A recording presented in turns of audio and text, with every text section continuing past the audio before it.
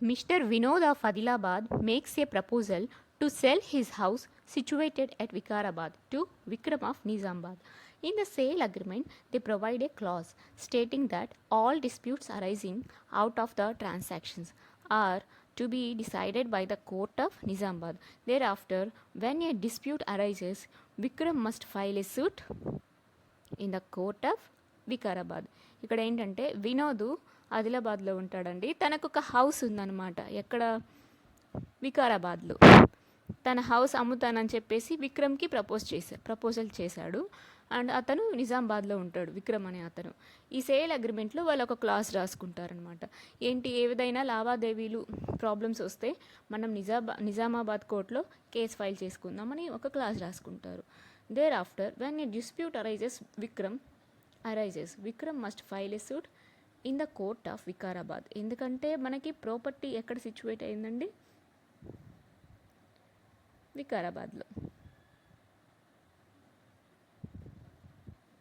The jurisdiction of the court for filing the cases will be on the basis of all the above అండి. Subject matter regarding the cause of action ఎక్కడైతే arise అవుతుందో, subject matter ఎక్కడైతే ఉంటుందో మనం అక్కడ file చేయాలి.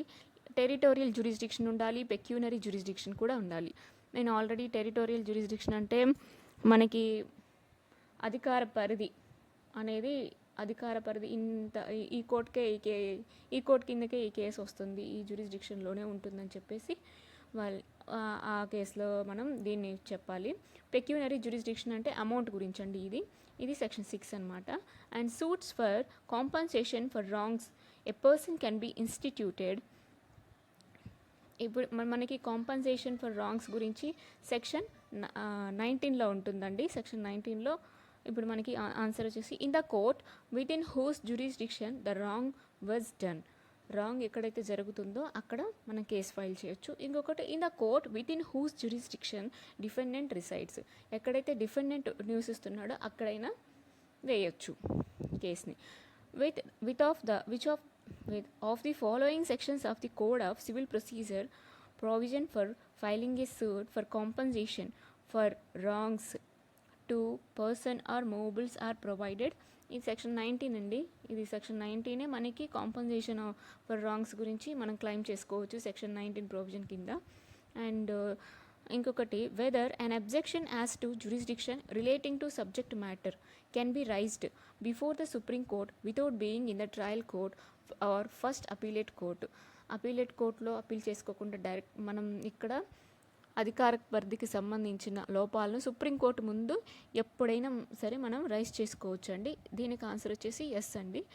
And suppose if a court of senior judge tries a suit held is triable by the court of junior civil judge is the decree valid అండి. ఇది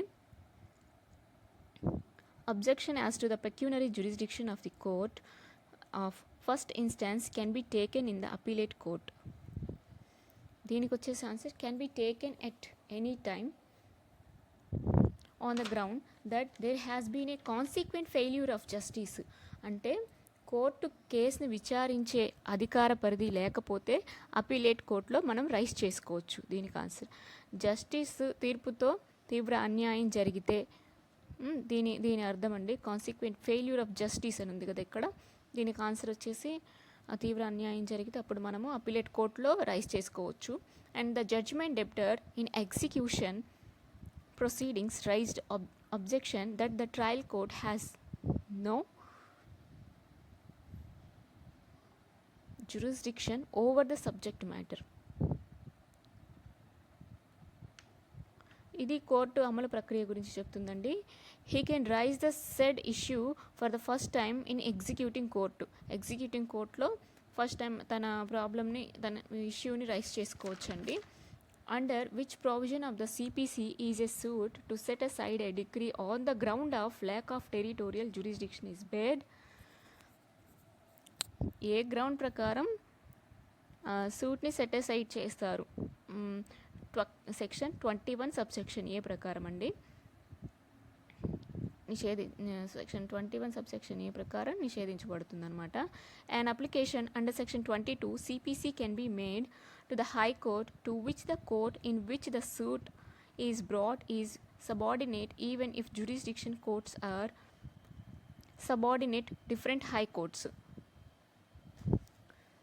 మనకి ఇక్కడ ఆన్సర్ ఇది కదండి. And application under section 22 CPC can be made అంటే ఇప్పుడు మనకి section 22 ఏం చెప్తుందంటే ఒకవేళ మనము సూట్ని ట్రాన్స్ఫర్ చేయమని అడగొచ్చండి. కాకపోతే ఏంటంటే మనకి ఆ సూట్ అనేది ప్రాబ్లం అనేది డిసైడ్ అయి ఉండకూడదు. ఆ సూట్ డిసైడ్ అవ్వక ముందే మనం సూట్ని ట్రాన్స్ఫర్ చేసుకోవచ్చు. ఒకవేళ ఆ సూట్ అనేది 2 హైకోర్టుల కిందకి వచ్చింది అనుకోండి, ఫస్ట్ మనం ఏ హైకోర్టు పరిధిలో వేయబడ్డామో ఆ హైకోర్టు పరిధిలోనే దానికి సంబంధించిన పరిధిలోనే మనం కేసుని ట్రాన్స్ఫర్ చేసుకోవచ్చు.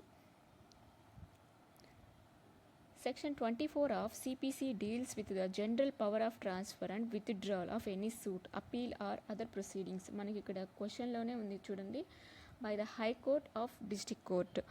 ఇక్కడ మనకి ఏంటంటే ఏదైనా దావా అప్పీల్ లేదా ఇతర చట్టపరమైన బదిలీలు హైకోర్టుకి కానీ డిస్ట్రిక్ట్ కోర్టుకి కానీ చేయొచ్చండి, ట్రాన్స్ఫర్ చేసుకోవచ్చు.